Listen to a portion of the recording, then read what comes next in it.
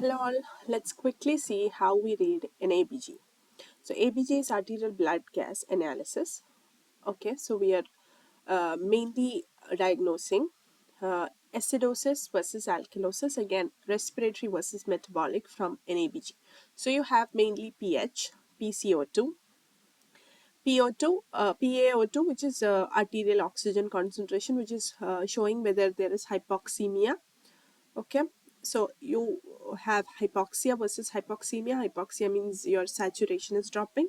Hypoxemia means actual arterial oxygen is dropping. Okay, emia, anemia, everything is related to blood. So, okay, then you have bicarbonate, you have your lactate and chloride. So these are the main things that you want to know when you're reading an ABG. Okay, so when you're reading ABG, you first look at pH. pH, the normal value is 7.35 to 7.45, or you can take an average of 7.4. Anything less than 7.35 is acidosis. Anything more than 7.45 is alkalosis. So first you look at pH and then you decide if it is acidosis or alkalosis. Once pH is seen, you have to look at PCO2 and bicarb. So PCO2, anything related to PCO2 is related to respiratory, because PCO2 is coming in the respiratory system. Bicarb is eliminated by the kidneys. So anything related to the bicarb abnormality is metabolic. Okay, so PCO2, remember CO2 is like carbonic acid is acidic. So if there is excess of carbon dioxide, it is respiratory acidosis, because carbon dioxide is excess. So carbon dioxide relating to respiratory, it is excess, so it is more acidic, so it is respiratory acidosis. If carbon dioxide is less, so again the term is respiratory, but since carbon dioxide is less means acid is less, so it is alkali, so it is respiratory alkalosis. Now coming to bicarb, if bicarb is more, bicarb naturally is you remember like sodium bicarbonate, it's a base or alkali. So bicarbonate relating to metabolic or kidneys, so it is metabolic alkalosis. Bicarb more, metabolic alkalosis. Bicarb less, metabolic acidosis. If alkali is less, it is acidic. So pH, first look at pH, decide whether it is acidosis or alkalosis, then look at PCO2 and bicarb. If PCO2 is more, it is respiratory acidosis. Now there can be combination of this and compensation of this. So compensation means if there is respiratory acidosis, the body compensate by metabolic alkalosis. Okay, we'll get this clear. That means if there is respiratory acidosis, there is buildup of carbon dioxide, there is excess carbon dioxide. So what the body tries to do is it increases bicarbonate, so there is more of alkali, so there is like a neutralization effect. So that is a bicarbonate buffer. That is what we call a bicarbonate buffer. We have the hemoglobin buffer, we have the bicarbonate buffer. So with the bicarbonate buffer, the body tries to compensate. So that is called compensatory mechanism. For respiratory acidosis, the compensatory mechanism is metabolic alkalosis. So when the PCO2 rises, naturally the bicarbonate rises, but it may take some time for fully compensation, the full compensation to occur.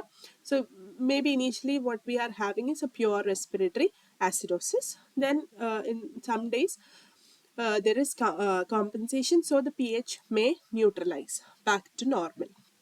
But if compensation is not full, the pH will still be in the acidic range, but there is some compensation, so the bicarb will not be in the normal range. So the normal range of PCO2 is 30 to 35 to 45.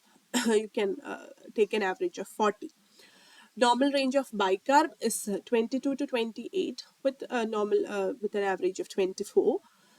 Okay, so this is mainly the thing. So you have to know what are there in metabolic acidosis, metabolic alkalosis, respiratory acidosis, respiratory alkalosis. What are the causes? So metabolic acidosis is when you are having metabolic means relating to bicarbonate. If there is acidosis means there is less bicarbonate, because bicarbonate is alkaline like thing.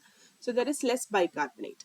So metabolic acidosis, when you have metabolic acidosis, you again have to look at the anion gap, because metabolic acidosis can be high anion gap metabolic acidosis or a normal anion gap metabolic acidosis. High anion gap metabolic acidosis, you can remember like Kussmaul. There are different mnemonics. This is one that I remember. Kussmaul means ketoacidosis, uremic acidosis, salicylate acid poisoning, where there is a combination of metabolic acidosis with respiratory alkalosis, and M for methanol, A for alcohol or ethanol or ethylene glycol poisoning, and L for lactic acid.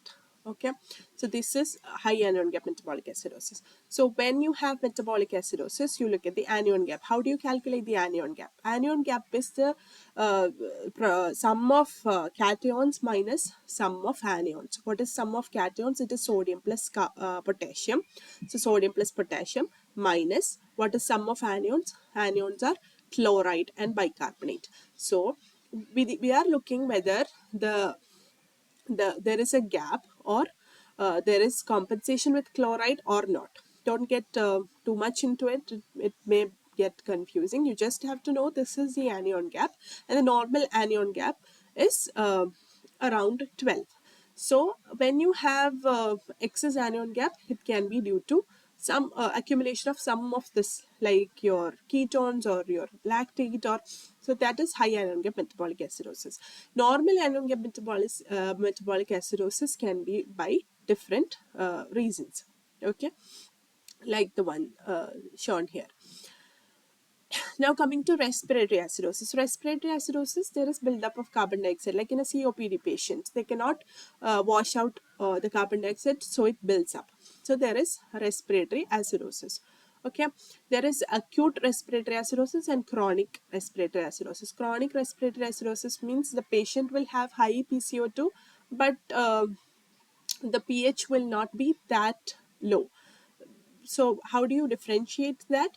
Because their baseline PCO2 will be a little bit higher than the the normal individuals. So if you're giving excess oxygen to a COPD patient, what happens is their drive for respiration is hypoxia. So when you're giving excess oxygen, they build up carbon dioxide more and more, and their acidosis worsens. So if after a point of giving oxygen they're not improving, you have to actually put them on NIV, non-invasive ventilation, rather than increasing the oxygen the FiO2, the fractional oxygen that you're giving to the patient. Respiratory alkalosis, again, like one cause that I mentioned is salicylate poisoning, which is a combination of metabolic acidosis with respiratory alkalosis. Another common cause of respiratory alkalosis is hyperventilation. So the patient is hyperventilating, maybe due to anxiety. So they are washing out their carbon dioxide. So the carbon dioxide comes down. So they are having respiratory alkalosis. Okay. Now these are different causes of metabolic and respiratory acidosis in short. So metabolic acidosis, you look for the anion gap. If it is increased anion gap, you have the ketones or methanol or ethylene glycol or lactate, etc. Normal anion gap can be seen in diarrhea and renal tubular acidosis or renal failure. Metabolic alkalosis can be with vomiting or thiazide diuretics or hyperaldosteronism, wherein you're having hypokalemia as well, because aldosterone washes out, increases sodium and decreases potassium, and you have alkalosis as well. Also with diuretics, okay, vomiting because it decreases hydrochloric acid as well. So there is loss of acid, there is alkalosis. Respiratory acidosis in case of hypoventilation due to maybe a gas exchange defect or neuromuscular defect, or COPD patients. Alkalosis due to hyperventilation, like in case of distress or anxiety or hypoxemia. Okay, now I'll show you a difference between the acute and chronic respiratory or metabolic acidosis, and how you can actually see if there is adequate compensation or not. So this is the compensation formula for different things. Metabolic acidosis, the compensation formula is Like metabolic acidosis is when bicarbonate reduces. So what should be the change in PCO2 for adequate compensation? It is 1.5 times the change in bicarbonate, or sorry, 1.5 times the actual value of bicarbonate, plus or minus 8. Plus 8 plus or minus 2, that is the actual value. So 1.5 times bicarbonate plus 8. Suppose if bicarbonate has fallen down to 12, okay, so there is metabolic acidosis. So then your compensation, for compensation, PCO2 should be 1.5 times 12. That is 18. 18 plus 8 is 26. 26 should be your PCO2 value. Okay. Metabolic alkalosis. For metabolic alkalosis, the bicarbonate increases. So the PCO2 should be 0.9 times bicarbonate plus 16. Respiratory acidosis, for every 10 change in PCO2. So the normal value is 40, average is 40. So if now the PCO2 is 50, because respiratory acidosis means it is increase in PCO2. So now it is 50.